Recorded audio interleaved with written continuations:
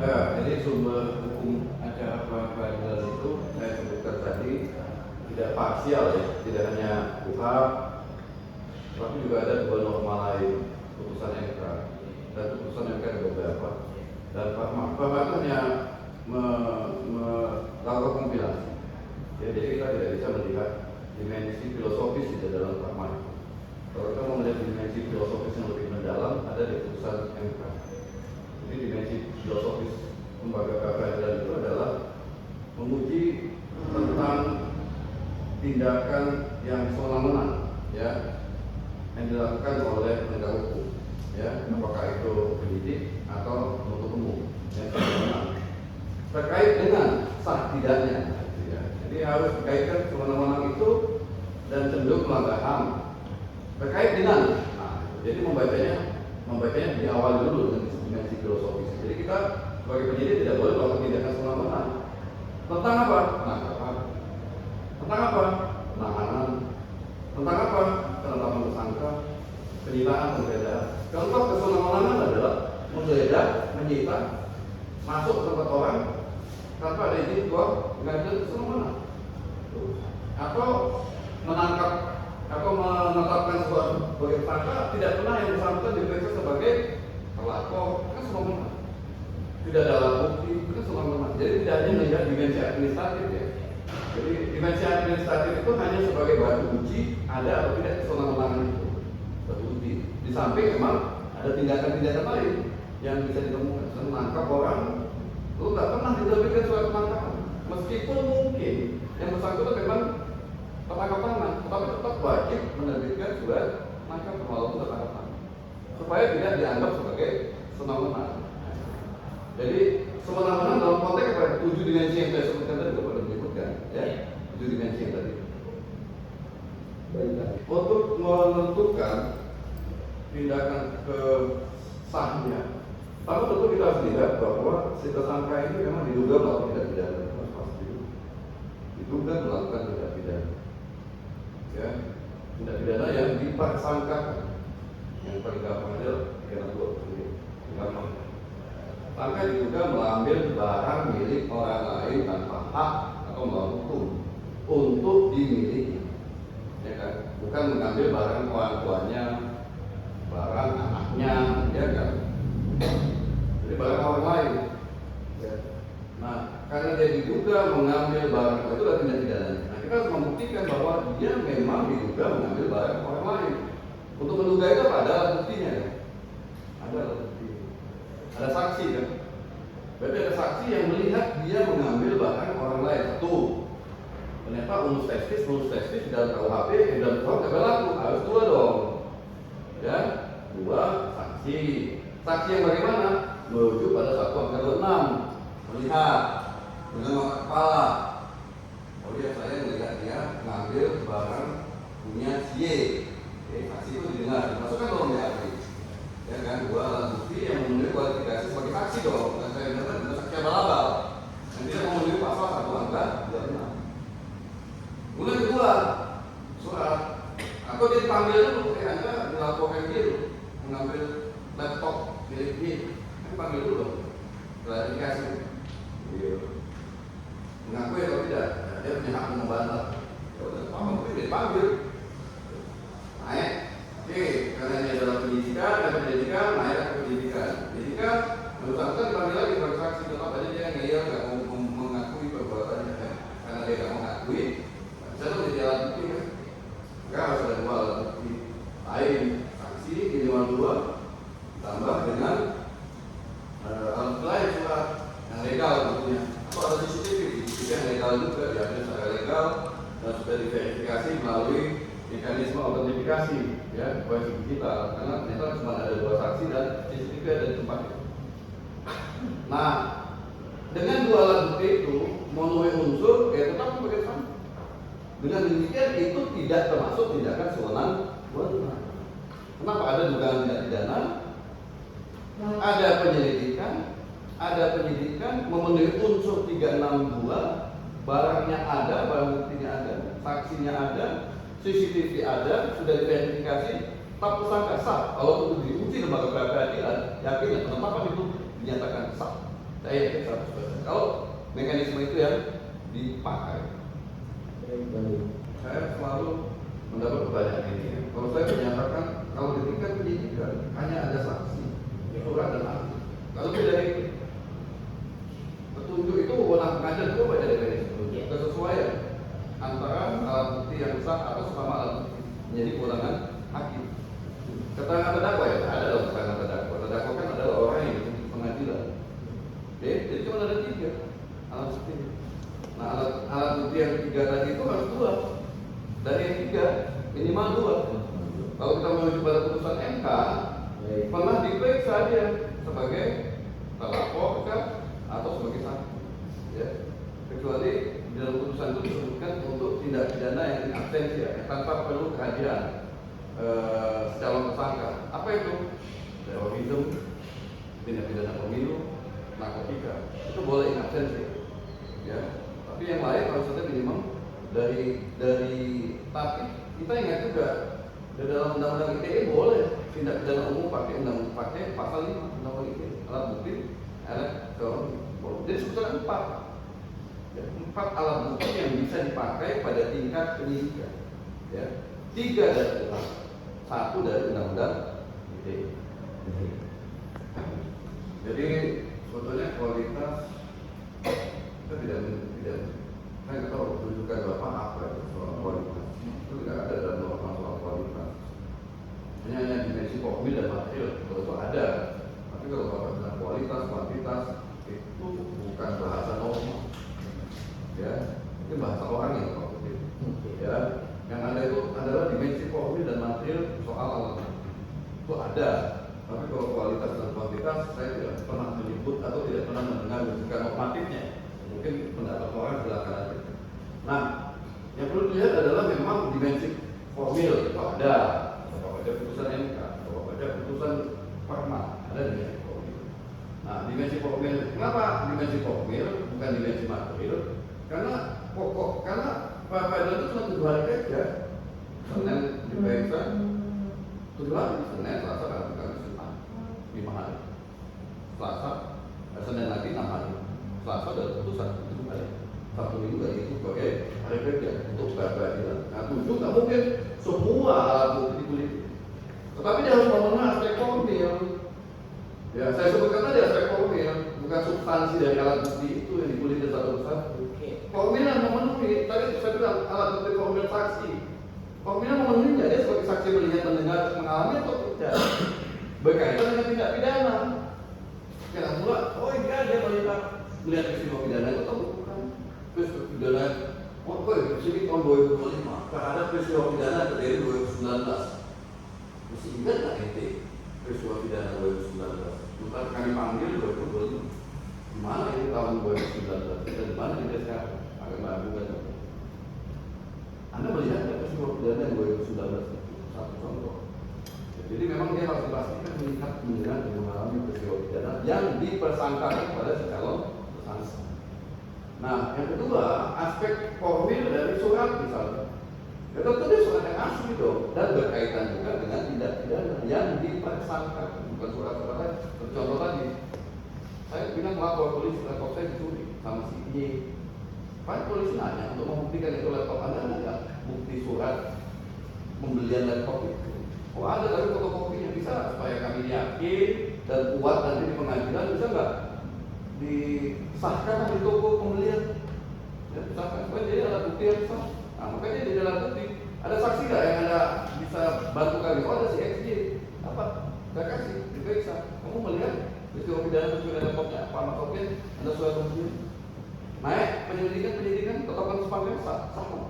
Bapak udah punya surat pembelian laptop ini. Berkaitan dengan laptop tipe dan segala macam. Ada 2 alat bukti. Nah itu diuji di pengadilan. Nggak akan mungkin ditanyain si saksi-saksi itu tentang peristiwa pidana pencurian. Itu sudah masuk kepada pokok perkara. Paling hanya ditanya, oh ya kepada hakim, Anda melihat peristiwa pidana itu? Ya udah cek itu. Nggak masuk kepada apa Anda melihat bagaimana peristiwa pidana. Nanti akan diperiksa 2 kali di pokok perkara berbeda. Tapi diverifikasi aja bahwa dia memang mengetahui peristiwa pidana tentang pencurian laptop cukup. Makanya tidak masuk ke dimensi material. Film itu memang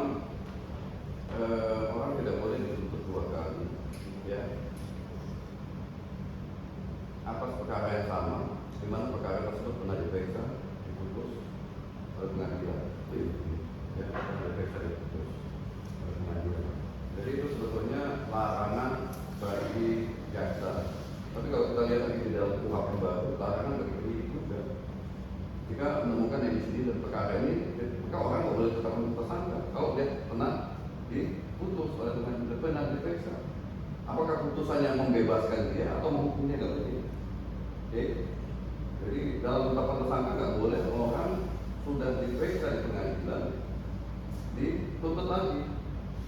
Ya, pasti hakim bilang, oh ini orang itu sudah dia sudah diperiksa kok dihadirkan lagi dengan perkara yang sama. Nah, itulah kira-kira yang di sini. Jadi yang di sini itu larangan penuntutan, larangan penetapan tersangka.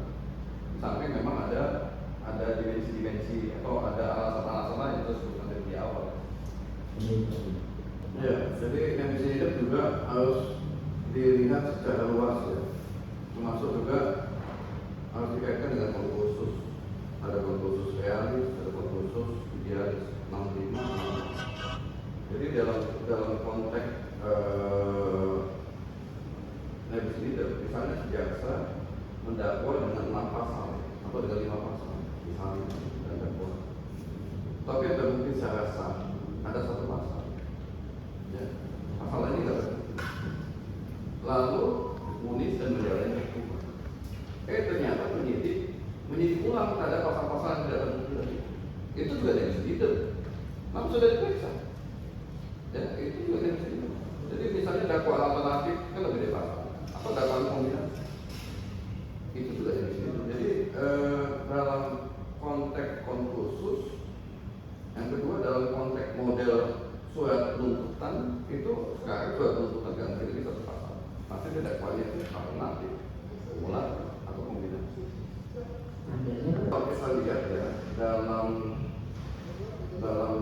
sistem peradilan pidana kita, kalau saya melihat dari sistem peradilan integrated criminal justice system, dari penyidikan, penuntutan, pemeriksaan pokok perkara sampai pada putusan pengadilan. Perkara-perkara pidana itu dimulai dari proses penyidikan, diuji. Penyidikan misalnya ada beberapa pasal, lalu ada penuntutan, pasal pemeriksaan. Di situ kan ada verifikasi. Nah, ternyata alat bukti yang cukup atau menurut pandangan jaksa, alat pasal yang relevan adalah X dan Y, pasal 1, pasal 2, pasal 111, pasal 112 dipakai. Kemudian ya udah naik ke proses persidangan. Dari proses persidangan dari 3 pasal ke 1 pasal. Tapi historisnya penyidik pernah melakukan penyidikan. Ada pasal pernah melakukan penyidikan. Meskipun apakah itu masuk dari sini? Memang dalam konteks medisi hidup yang pernah diperiksa oleh pengadilan adalah tidak. Tapi medisi hidup yang pernah diperiksa oleh jaksa, ya pernah diperiksa. Artinya jaksa pernah melakukan verifikasi. 1. Kemudian 1 tahun kemudian penyidik menganggap, oh dulu yang dinyatakan tidak memenuhi unsur, coba deh kami bilang karena kami telah memenuhi unsur. Misalnya ya, kan begitu ya. Misalnya di tahap penuntutan yang pertama, misalnya untuk perkara, katakanlah perkara balik ke yang gampang 360. Nah, di penuntut di dalam pelimpahan berkas perkara yang pertama itu 362 menurut jaksa tidak terpenuhi karena beberapa alasan. Alasan ini nggak cukup, sehingga kami agak sulit ini menyidangkan perkara ini. Yang diajukannya adalah pasal lain, ya. Kemudian setahun kemudian terhadap pasal tersebut penyidik punya alat bukti baru, misalnya ya, punya alat bukti baru. Nah tentu jaksa akan melihat berkas yang sebelum, kan melihat berkas sebelumnya. Apakah dengan mengajukan 362 lagi memenuhi kualifikasi sebagai tindak pidana atau tidak, karena sebelum pernah diperiksa. Tetapi kalau sebelumnya dari sebelum juga belum pernah diperiksa, maka itu murni bukan negligence. Kalau sama sekali, jadi misalnya di dalam tuntutan pertama 2029 pelimpahan berkas tahap pertama 362 sama sekali nggak ada, sama sekali nggak ada. Oke. Setahun kemudian, oh ternyata si terdakwa ini ada bukti melakukan 362. Apakah bisa dilimpahkan? Bisa, karena waktu pelimpahan yang pertama 362 belum diajukan. Definisi negligence dulu, orang tidak bisa dituntut 2 kali. Oke, sehingga tidak bisa Ya sama aja, orang tidak bisa ditetapkan tersangka 2 kali dengan perkara yang sama. Sama tuh, dituntut aja nggak boleh, ya. Jadi apalagi tetapkan tersangka 2 kali. Syaratnya apa? Syarat administratifnya, ya orang tersebut pernah diperiksa. Kalau dia dituntut, ya kan, pernah diputus oleh pengadilan. Kalau dia mau dituntut, berdasarkan dia itu perkara yang pernah dituntut atau tidak. Kalau pernah diputus atau tidak. Kalau penyidik, oh ini ditetapkan sebagai tersangka nggak bisa dong kalau sudah jadi hidup juga sudah pernah diputus. Jadi kan itu hanya sebagai tanda ya bahwa proses penyelidikan masuk ke tahap penyidikan. Ya. Jadi itu administratif untuk menyatakan bahwa ada peristiwa, ada dugaan peristiwa pidana. Adanya juga. Ya kalau kita lihat dari penyelidikan itu kan untuk menemukan peristiwa pidana. Oke. Ditetapkan itu adalah peristiwa pidana. Oke. Maka untuk menyatakan itu masuk ke tahap penyidikan, maka terbit sprindik. Nah, begitu terbit sprindik, maka ada upaya paksa yang bisa dilakukan berdasarkan aturan lainnya. Itu administratif ya, jadi memang formulasi tentang surat yang dalam bentuk penyidikan itu ya itu kembali lagi kepada model yang ada di kepolisian. Yang jelas adalah di dalam sprindik tentu ada upaya penyidikan. Oke. Karena ada upaya penyidikan berarti ada petugas yang melakukan penyidikan. Jadi kalau dimensi peristiwanya adalah ingin melakukan penyidikan, apa itu penyidikan? Menemukan alat bukti dan menemukan tersangkanya. Maka tentu ada orang yang dikasih mandat, ya, dikasih kewenangan untuk melakukan penyidikan. Ya. Apakah di dalam sprindik itu bisa dimasukkan orang-orang? Itu mungkin saja. Ya tergantung pada peraturan Kapolri yang mengatur tentang sprindik. Karena tetap tidak mengatur secara itu sprindik itu secara detail. Oke. Yang ada di dalam KUHP itu adalah kalau satu peristiwa adalah peristiwa pidana, maka diterbitkan surat perintah dimulai penyidikan. Itu yang dipahami, yang diatur secara khusus di dalam KUHP dan juga putusan MK. Setelah sprindik terbit, 7 hari setelah sprindik terbit, lambat-lambatnya SPDP disampaikan ke jaksa. Berarti SPDP ya? Surat perintah dimulainya penyidikan. Oke, ya, SPDP. Yang kedua ada tidak normanya ketulisan, mau kali jelaskan. Saya tidak menyebut dari awal itu sprindik, SPDP, normanya SPDP. 7 hari setelah sprindik terbit, karena sprindik itu kan internal ya. Baik. Jadi yang dinyatakan sebagai kewajiban penyidik berdasarkan putusan MK 130 adalah 7 hari setelah sprindik terbit wajib menyampaikan SPDP. Kalau ada sprindik lagi, maka ada SPDP lagi dong. Logikanya begitu. Kalau ada sprindik lagi, ada SPDP lagi. Yang Anda wajib sampaikan adalah SPDP, bukan sprindik. Sprindik itu internal, nggak dikasih mau hanya untuk si X, si Y, si Z sebagai kepolisian ya boleh-boleh aja, bukan untuk eksternal. Eksternal itu hanya bentuknya SPDP. Yang kami juga ya, di dalam putusan MK juga sudah dijelaskan bahwa yang dimaksud dengan calon tersangka itu adalah terlapor atau saksi.